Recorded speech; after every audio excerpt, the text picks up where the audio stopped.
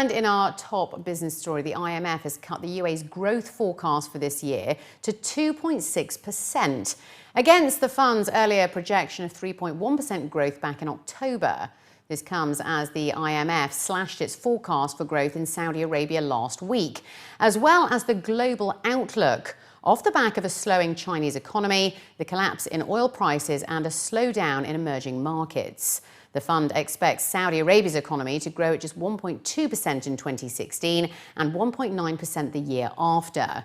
The report added that depending on what happens to the price of oil, the UAE's fiscal deficit is expected to widen to 7.5% of GDP, up from a previous forecast of 4%. Masood Ahmed, the regional director for the Middle East and Central Asia at the IMF, was quoted in local reports saying that slower public spending among Gulf countries, with Saudi Arabia expected to spend 13% less this year than last year, and the UAE already undershooting its deficit projections, is reducing overspend, but is also slowing down economic activity. He added that for many oil exporters, it is a multi-year effort to continue with fiscal consolidation, and more will need to be done in the coming years to raise resources for the budget outside of the oil sector.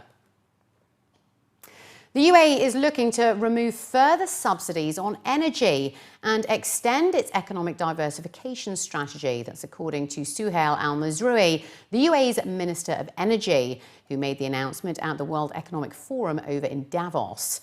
Al-Mazroui told the forum in Switzerland that subsidies on electricity and gas in particular are to be removed, and that additional reforms are planned, following the removal of domestic fuel subsidies last summer. He was quoted saying that we saw the opportunity to do the right thing and to get people to pay the right price for energy. We have done it with petrol and diesel, and next is electricity. We must remove remaining subsidies from electricity generation. Most of it is not subsidised, and the majority of the tariff is fair, but there are old gas contracts that are not realistic and do not reflect fair pricing. He added that the economy is still growing, but the current challenge is more efficiency, and that they are redirecting the subsidy as an opportunity to invest in other parts of the economy, such as building schools and hospitals. The Dubai Electricity and Water Authority has awarded a 260 million dirham contract for a project to supply, lay and commission a 46-kilometre water transmission network here in Dubai.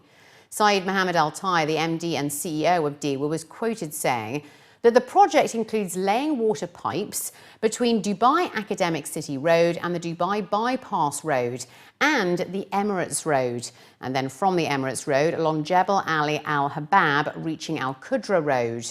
A main pipeline will also be extended from Al Lusaili Reservoir to the intersection of Al Ain Road and Jebel Ali Al Habab. Al-Tai stated that the project will provide emergency water to various areas, as well as the Al Reem area and the future projects on both sides of Al Qudra Road. The development will also improve water flow to Al Waqar and the Palm Dira and is expected to take 28 months to complete. The Insurance Authority has released a circular to all insurance companies operating in the country, reminding them that their 2015 financial reports must be as per the new regulations. The reporting requirements for the year-end 2015 are based on financial regulations, where all companies should have updated their internal systems and developing procedures so as to meet all reporting requirements and deadlines starting in 2016.